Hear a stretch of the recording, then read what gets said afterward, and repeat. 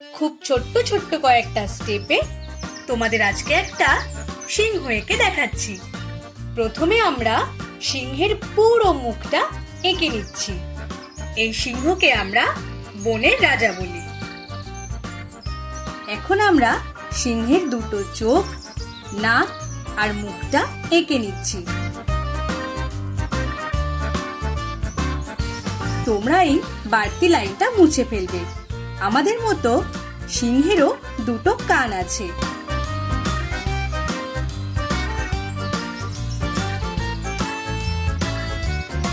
এখন আমরা সিংহের চারটে পা আঁকছি।